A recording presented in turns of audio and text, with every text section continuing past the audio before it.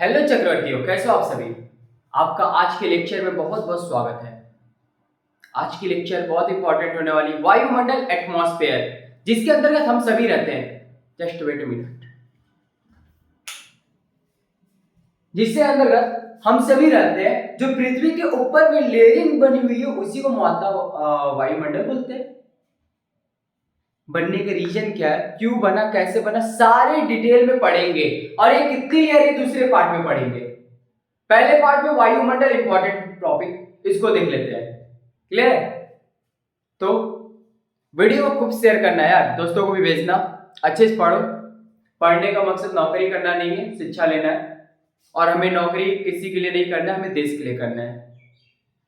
देश के लिए तरक्की करनी है, आगे बढ़ना है, देश की अर्थव्यवस्था में सहयोग देना है, देश को आगे बढ़ाना है। किसी नेता की चमचागिरी या किसी एक प्राइवेट लिमिटेड का चमचागिरी में नहीं करना है। हमें खुद देश बनाना, देश हमारा, देश को आगे बढ़ाने की जिम्मेदारी हमारी है। तो आइए, मैंने जमकर करना, आज टॉपिक स्टार्ट करते हैं। एटमॉस्फेयर, वायुमंडल की बात करते हैं। तो ये होता क्या है, पृथ्वी के चारों ओर बने आवरण को, गैसीय आवरण को, जो गैस के द्वारा बना हुआ एरिया है, उसको बोलते हैं एटमॉस्फेयर या वायुमंडल। जैसे ये हमारी पृथ्वी की सतह है, ये हमारी पृथ्वी की सतह है, और इस सतह के इधर साइड में देख रहे हो, ऐसे मैंने एक लेयर बनाया है, यही बनाया वायुमंडल। यही बनाया मैंने वायुमंडल। ये बनता क्यों है, सबसे बड़ी बात आई, ये बना ही क्यों। ये बना रीजन क्या है, हमारे यहां पे लगता है गुरुत्वाकर्षण बल, ग्रेविटेशनल फोर्स लगता है, due to reason gravitational force. ठीक है, यही कारण है, ग्रेविटेशनल फोर्स के कारण से क्या बन रहा है, एटमॉस्फेयर क्रिएट हो रहा है। क्लियर? अब दूसरी बात, अगर हम इस बात को समझे, ये बन तो गया, लेकिन ये बना क्यों। ठीक, बना क्यों, इससे बनने से होगा क्या। देखो, ये बना क्यों तो मैंने बता दिया, ग्रेविटेशनल फोर्स की वजह से। और इसके बनने से हमें जीवन जीने के लिए एक बहुत ही कुलीन वातावरण हमें मिल गया।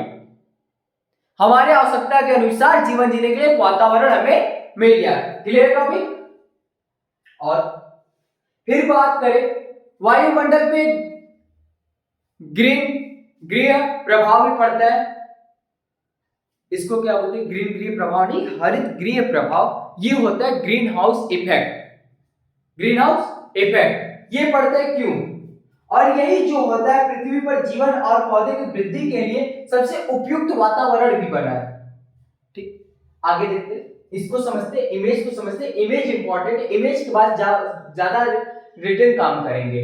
पहले इमेज को समझ लेते हैं, फिर उसके बाद काम करते हैं। सबसे पहले अगर बात करें, हमारी क्या है, अर्थ है। क्या ये अर्थ, ये नीचे का अर्थ का सतह है, ऊपर में क्या है, ये हमारा एटमॉस्फेयर। क्या है ये, एटमॉस्फेयर। क्लियर? ये हमारा पड़ा एटमॉस्फेयर। अब इसके बाद अगर बात करें, हमारे एटमॉस्फेयर हो गया, ये अर्थ हो गया, इतने ही से काम नहीं चलने वाला है, और आगे देखते हैं। देखिए, सबसे पहले ये सनलाइट, सनलाइट उठ हुआ आया अर्थ पर। ठीक, तो इस सनलाइट के बारे में पढ़ लेते, फिर अर्थ पे चलते हैं। इधर देखो, सनलाइट जो इसमें इलेक्ट्रोमैग्नेटिक रेडिएशन पाए जाते हैं, इसी की वजह से हम सारा स्टडी कर पाते हैं। यही हमें पता है कि हमारा जो सन है वो कितना दूर है।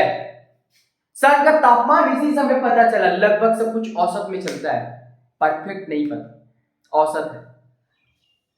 और शॉर्टकट में EMR। देखो, फोटोन कण सनलाइट में पाए जाते हैं। फोटोन कण जो होते हैं एनर्जी पैकेट, ऊर्जा बंडल होते हैं, एनर्जी पैकेट्स होते हैं, ऊर्जा बंडल होते हैं। ये वेव नेचर में होते हैं। कैसे नेचर में होते हैं, वेव नेचर में। और ये कैसे कैसे वेव होते हैं, छोटे छोटे फोटोन कण वगैरह ऐसे ऐसे पैकेट्स में बंधे होते हैं, ऐसे ऐसे छोटे छोटे पैकेट्स। क्लियर है, ऐसे ऐसे पैकेट्स होते हैं। अब यही जो पैकेट्स होते हैं, ये छोटे छोटे आते हैं यहाँ पर, ये वायुमंडल में, जो हमारा वायुमंडल ये बना है, ये देखो, हमारे जो वायुमंडल बना है, इसको आसानी से पार कर जाते हैं। क्यों? क्योंकि शॉर्ट वेव्स है ना, शॉर्ट वेव्स है। तो यहां एक बात लिख लेना, क्या यहां लिखना, क्या है, पृथ्वी की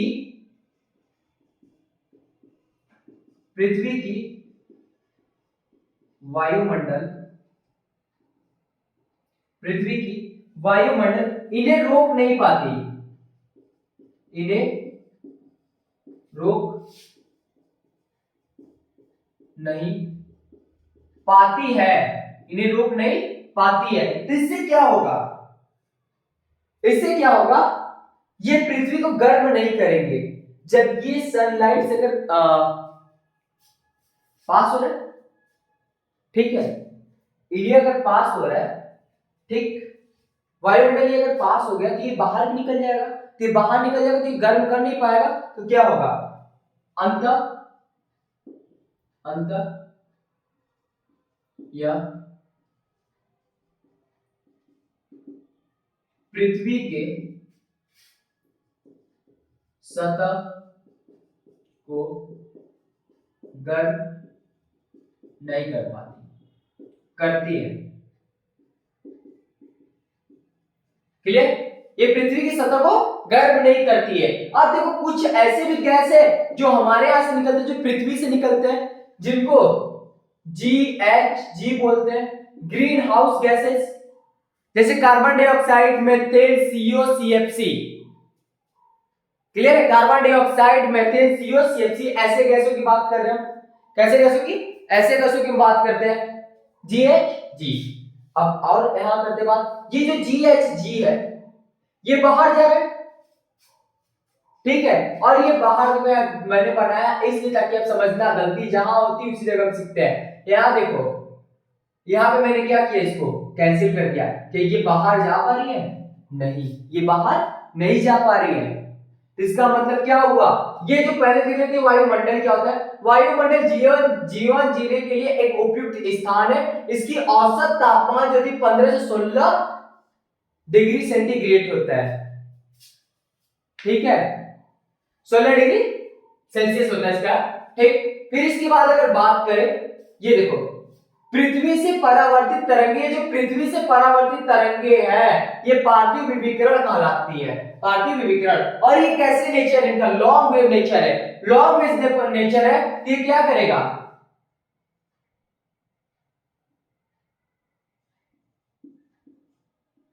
पृथ्वी ने पास करेगी, कभी नहीं। पृथ्वी की वायुमंडल इन्हें रोक देती है, रोक देती है। जिससे क्या होगा, जब ये रोक देंगी तो क्या होगा, वायुमंडल को क्या करेगा, गर्म करेगा। पृथ्वी वायुमंडल इन्हें पास नहीं करने देता, आसानी से पार नहीं करने देता, जिससे क्या होगा, वायुमंडल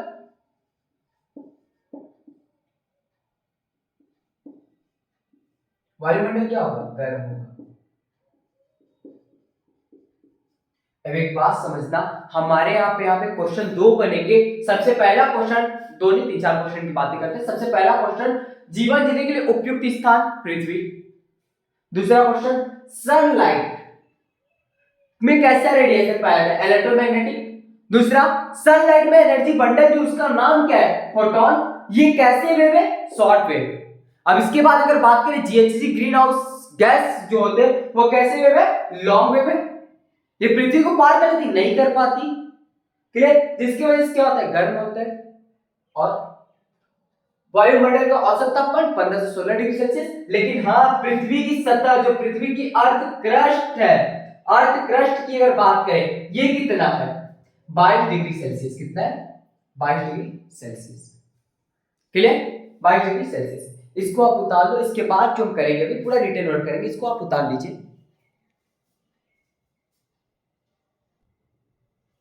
आइए यहां बात करें, पृथ्वी के चारों विभिन्न गैसों के आवरण को वायुमंडल कहते हैं। कहने का अर्थात है, माना ये हमारी पृथ्वी है, ये क्या है, अर्थ है, और अर्थ के चारों ओर ये जो आवरण बने हैं हमारे, ये इसी को हम क्या बोलते हैं, वायुमंडल या एटमॉस्फेयर। क्या बोलते हैं, एटमॉस्फेयर बोलते हैं। क्या बोलते हैं, एटमॉस्फेयर बोलते हैं, वायुमंडल बोलते हैं। और जिसका निर्माण पृथ्वी के ग्रेविटेशनल फोर्स के कारण हुआ है, जिसका निर्माण पृथ्वी के ग्रेविटेशनल फोर्स के कारण हुआ, ये फोर्स अपनी तरफ इन सबको खींचती है, ये पृथ्वी अपनी तरफ इन सबको खींच रही, जिसकी वजह से इसका निर्माण हुआ, ग्रेविटेशनल फोर्स की वजह से हुआ, क्लियर है, गुरुत्वाकर्षण बल के कारण हुआ।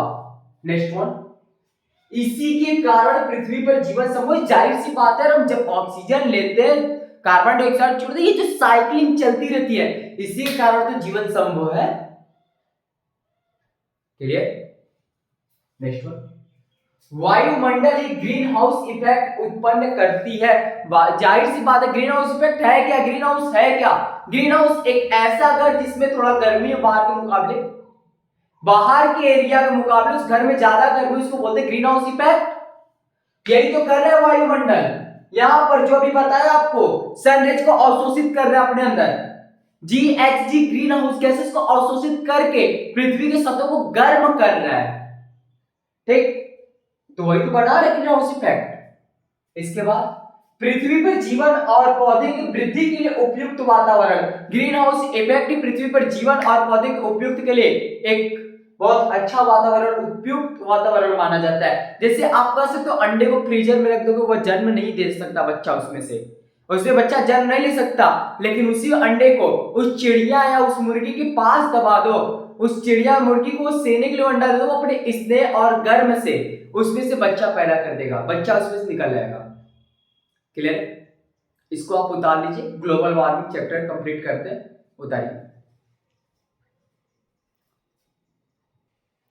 हमारी जो टॉपिक स्टार्ट हुई ग्लोबल वार्मिंग स्टार्ट होती है। ग्लोबल वार्मिंग है क्या? पृथ्वी पर प्रदूषण आदि के कारण जो तापमान बढ़ रहे हैं उसी को ग्लोबल वार्मिंग बोलते हैं, भूमंडलीय ताप, भूमंडलीय ताप या ग्लोबल वार्मिंग। अभी देखते हैं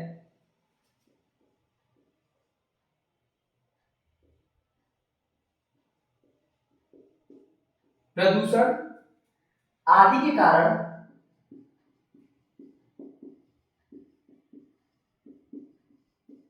प्रदूषण आदि के कारण वायुमंडल के औसत तापमान का, वायुमंडल के आदि के कारण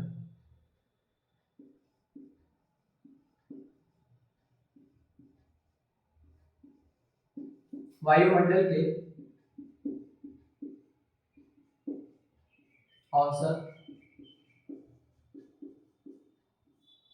तापमान का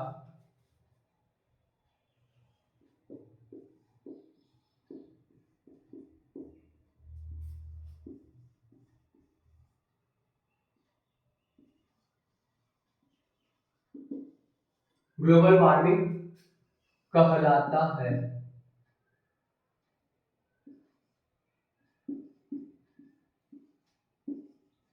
देखिए, प्रदूषण आदि के कारण वायुमंडल के औसत तापमान कितना था?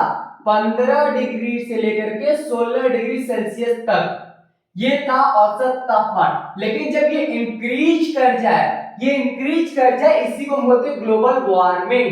क्या बोलते हैं? Global warming.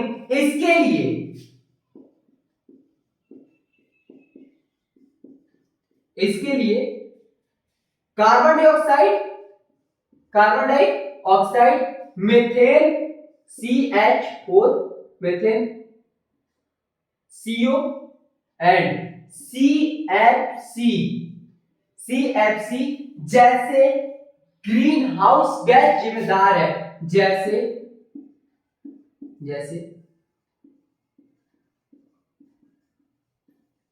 Green house gases जिम्मेदार है। क्या है?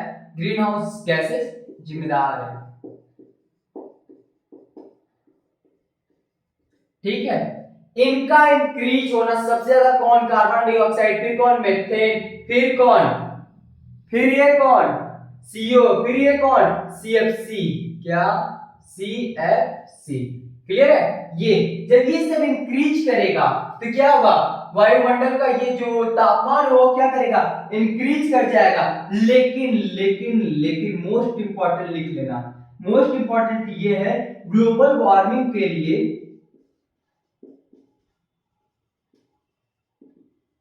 ग्लोबल वार्मिंग के लिए, ग्लोबल वार्मिंग के लिए आप बताइए सबसे ज्यादा जिम्मेदार कौन है? ग्लोबल वार्मिंग के लिए सबसे ज्यादा जिम्मेदार, सबसे ज्यादा जिम्मेदार कौन है? Water vapour. कौन?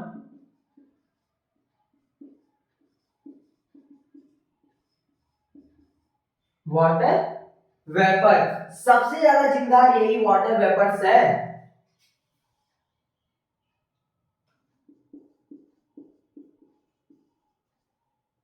जल वाष्प सबसे ज्यादा जिम्मेदार है इसके लिए, ग्लोबल वार्मिंग के लिए सबसे ज्यादा जिम्मेदार जल वाष्प है, याद रखिएगा।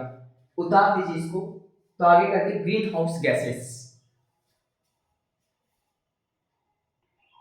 आइए अब जो टॉपिक स्टार्ट होगा हमारा वह टॉपिक होगा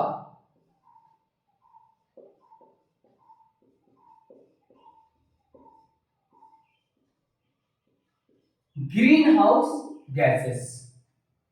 ग्रीन हाउस गैसेस, हरित गृह गैसेस। इनकी अगर बात करें, देखिए यह वे गैस है जो हीट को एब्जॉर्ब करते हैं, या फिर एब्जॉर्ब को क्या बोलते हैं, अवशोषित करते हैं। क्या बोलते हैं, अवशोषित।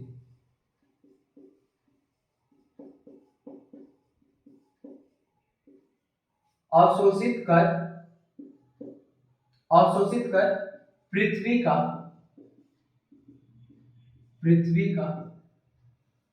तापमान बढ़ा दे, या पृथ्वी नहीं, पृथ्वी गलत हो गया,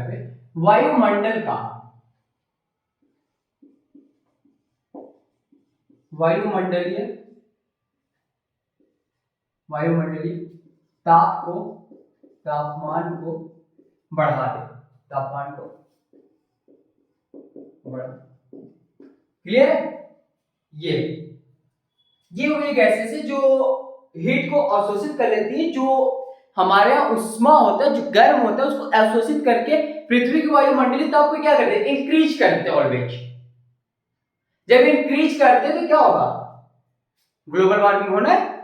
अभी मैंने GHG, ये जो था GHG की बात हम लोगों ने किया था, ये है क्या, तब देखते हैं कि कौन कौन सी गैसेस। अभी हमने बात किया था किस पे, CO2, methane CH4, carbon monoxide CO and CFC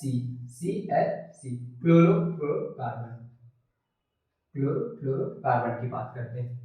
ये देखिए इनका मैंने इधर देखिए, ये इसको भी इंपॉर्टेंट देखिएगा आप लोग, ठीक। फिर इसके बाद अगर बात करें, ये मिलता कहां से, ये मिला कहां से, यह मिलेगा कहां से, जीवाश्म ईंधन से। जीवाश्म ईंधन से हमें मिलेगा, जैसे क्या, कोयला, पेट्रोलियम ETC। क्लियर है, इन सबसे।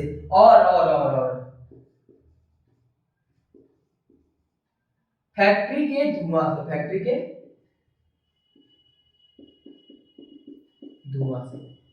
धुआं से भी मिलेगा। क्लियर। अब इसके बाद इनकी बात करते हैं, ये देखना थोड़ा सा आपको थोड़ा चुभेगा कि ऐसा भी होता है क्या, हम दूसरी के चारों ओर हमेशा रहते हैं। आइए इसकी बात कर लेते हैं। तो इसमें देखिए पहले इसको बात करते हैं, इसको बोलते हैं मास गैसेस।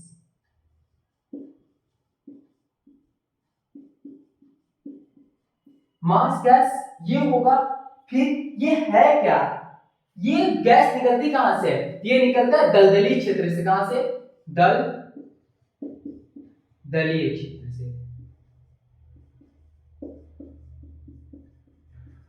आप जब किसी दलदली क्षेत्र में जाते हो तो देखते हो कि बहुत ही अजीब सी स्मेल आती है, दुर्गंध आती है, वो यही रहता है मीथेन। अरे भाई यहाँ गलत हो गया भाई, बोल रहा है CH4 होगा, गलत, CH4 है।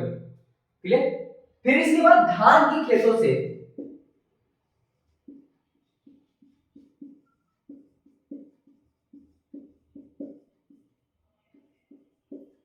धान जानते हो ना, पैडी क्रॉप्स, पैडी जिससे आप राइस निकालते हैं, धान उसी से जिससे आप चावल निकालते हैं, उससे भी मीथेन गैस निकलता है। यही रीजन है कि जब हमारे यहाँ के लोग आवाज उठाते हैं अमेरिका वाले कंपनियों पर कि तुम्हारे यहाँ कंपनियां इतना सब कर रही है, दुर्दशा कर रही पृथ्वी की, जो गंदगी फैला रही है, जिससे ग्लोबल वार्मिंग बढ़ रहा है, तो हमारे पे इल्जाम लगते हैं। सबसे ज्यादा जानवर कहाँ, इंडिया में। सबसे ज्यादा धान की खेती कहाँ, इंडिया में। ऐसे हमारे यहाँ लगा करके क्या करते हो लोग, आपस में मिल बांट लेते हैं दोनों। आई। इसके बाद अगर बात करें जानवर की भी बात किया मैंने, ये क्या होगा, पशुओं का जुगाल।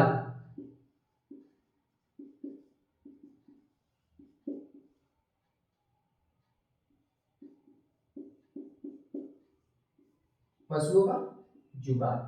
अभी पशुओं का जुगाल क्या है, तो देखा होगा कि आपके अगर आसपास में बकरी हो, भैंस हो, गाय हो या फिर कोई अन्य जानवर हो, वो अपने मुंह को हमेशा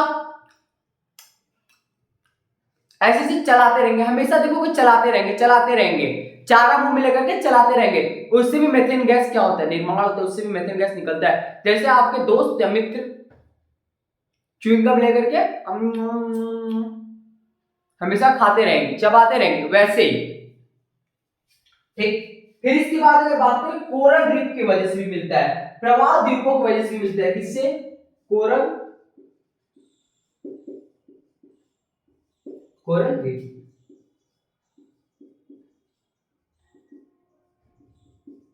प्रवाल द्वीप। ठीक। इसके बाद अगर बात करें कोरल रीफ के अलावा अगर बात करें गोबर गैस, किससे, गोबर गैस, गोबर गैस। लास्ट वन की बात करें सीएनजी, सीएनजी। ठीक। इन सब समय ये मिलता है। क्लियर। इसकी बातें करते हैं और इसकी बातें करते हैं, इनको अलग अलग बात कर लेते हैं क्योंकि यहाँ पे स्पेस नहीं है। इतना आप सभी उतार लीजिए। फिर सीओ एंड सीएफसी की बातें करते हैं, इसको आप उतार लीजिए। आइए सीओ एंड सीएफसी की बात करते हैं। सीओ की बात करते हैं, इसकी बातें करते हैं। ये क्या है, इसकी बारे में बात करते हैं। ये देखिए ये मिलता कहां से हमें, गाड़ियों के धुओं में से,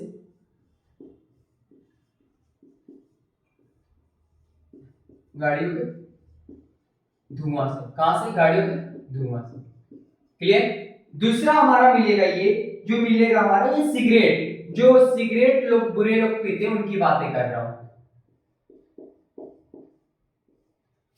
आप सबसे रिक्वेस्ट है, जो भी हमारे युवा भाई बहन है, जो भी है, क्लियर, आप सभी से, मेरे मित्र, मेरे दोस्त, मेरे यार, आप जो भी मेरे लगे, आप सबसे रिक्वेस्ट है, अगर आप कोई भी नशा पत्ती करते हैं, किसी भी प्रकार का कोई भी नशा वाला सामान छूते हैं, तो उससे कृपया दूर रहिए। कान पकड़ लीजिए कि ऐसा कोई काम नहीं करना है, क्योंकि एक बार भाई कैंसर हो जाएगा ना, उसके जब पीड़ित हो जाओगे ना, जीवन भर दर्द खाओगे। तो इसलिए नशे से बहुत दूर रहना भाई बहनों, सबको बोल रहा हूं, मेरे मित्र, मेरे यार, मेरे दोस्त, जो आप समझ लो, मेरे बड़े भाई, मेरे छोटे भाई, सबसे रिक्वेस्ट है, नशे पत्ते को हाथ नहीं लगाना, कभी भी जीवन में नशा नहीं करना। क्लियर। चक्रवर्ती और बीएड की ओर से ये सीख ले लो कि नशा कभी जीवन में नहीं करना है। मैं एक ऐसे क्षेत्र से बिलोंग करता हूं जहां मैं अगर बात करूं तो मेरा 95% गांव में, मेरे पूरे 95% गांव में सभी लोग लिकर पीने वाले, शराबी, जुआड़ी, ऐसे एरियाज में हूं। 95% लोगों की बात कर रहा हूं। 5% में यही बस मेरे गांव के 2-4 घर आते हैं, एक मेरी फैमिली और बाकी फैमिलीज है बस। और यही जो 2-4 फैमिली यही आगे की ओर ग्रोथ करे, मैं आपसे भी रिक्वेस्ट करता हूं, आप भी आगे की ओर ग्रोथ करें। नशा पत्ती को कभी जीवन में हाथ मत लगाना। चक्रवर्ती और बीएड की ओर से सीख लेते जाना हमेशा। क्लियर। आगे इधर बेटर टॉपिक है, सिगरेट में से निकलता धुआं, उससे भी मिलेगा। फिर इसके बाद अगर बात करें इस गैस को, साइलेंट किलर के नाम से जानते हैं। क्यों, क्योंकि ये ब्लड में से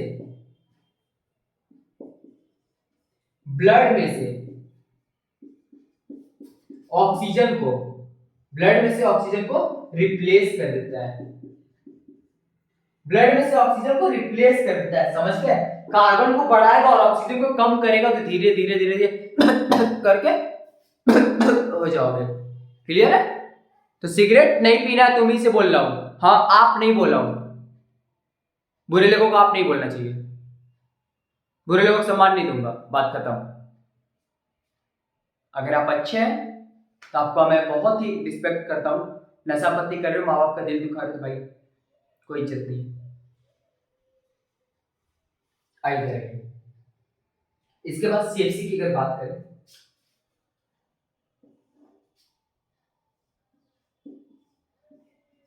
CFC।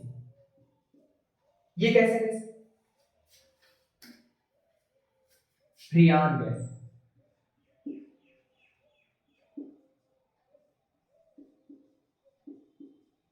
कैसा गैस? फ्रियान गैस। इसी को बोलते हैं क्या? प्रशीतक। प्रशीतक गैस, इसी को हम बोलते हैं प्रशीतक को इंग्लिश में बोलते हैं कूलेंट। ये भी जान लो, कूलेंट। ये प्रशीतक के रूप में है, ये रूप में। अगर इसकी बात करें रेफ्रिजरेटर वगैरह की तरह काम करते हैं। ये फ्रियान गैस ही आपके एसी वगैरह में पड़ता है। कहां पर पड़ता है? इसका उपयोग कहां होता है? एसी में होता है। कहां पर होता है? एसी में होता है। और घर में लगी फ्रिज, घर में लगा रेफ्रिजरेटर, घर में लगा आपका फ्रिज, इसी से चलता है। क्लियर? इसी से चलता है। क्लियर? क्लियर सभी को? उतार लीजिए आप सभी इसको। आइए अगर बात करें ग्लोबल वार्मिंग। ग्लोबल वार्मिंग की वजह से हमारे क्या हो रही है? ध्रुवों पे के बर्फ पिघल रहे हैं। ध्रुव जो पोल्स पे जो बर्फ जमे हुए आज क्या, और धीरे धीरे क्या होते चले, पिघलते चले जा रहे हैं। क्या हो रहा है? ऐसे से पिघलते जा रहे हैं, जिसकी वजह से हमारे यहाँ का जलवायु परिवर्तन देखने को मिल रहा है। ठीक है, जलवायु परिवर्तन देखने को मिल रहा है। दूसरी बात, ग्लोबल वार्मिंग के लिए एक चीज और रिस्पॉन्सिबल है। वो क्या है? हमारे डिफॉरेस्टेशन होता चला जा रहा है, जंगलों की कटाई हो रही है। ये सबसे बड़ा रीजन है। पेड़ कटेंगे, वर्षा होगा नहीं तो कैसे सब कुछ काम चलेगा? वर्षा होगा नहीं, इसको अवशोषित करेगा नहीं तो बढ़ेगा ही ना भाई। सबसे ज्यादा यही तो बढ़ा रहा था। क्लियर? अब यहां देखते हैं वायुमंडल के संगठक कौन कौन है, वायुमंडल के साथ काम कौन कौन कर रहे हैं। तो सबसे अधिक जो गैस है वायुमंडल में वो कौन सा है? नाइट्रोजन। कितना? 78% सर्वाधिक गैस। ऑक्सीजन 21%, जीवनदायिनी गैस जिसको लेते हो जीते हो। आर्गन 0.93% सर्वाधिक अक्रिय गैस, नोबल गैस है। कार्बन डाइऑक्साइड 0.03% सर्वाधिक GHG green house gas, GHG green house gas. Hydrogen 0.01% सबसे हल्की गैस। आपकी टॉपिक यहां खत्म होती है, लेकिन हाँ नेक्स्ट पार्ट जो आएगा वो आएगा वायुमंडल के परते। वायुमंडल के जो परते एटमॉस्फेयर लेयर्स उसके बारे में बात करेंगे दूसरे टॉपिक में। तब तक के लिए जय हिंद, जय भारत, अपना ख्याल रखिएगा।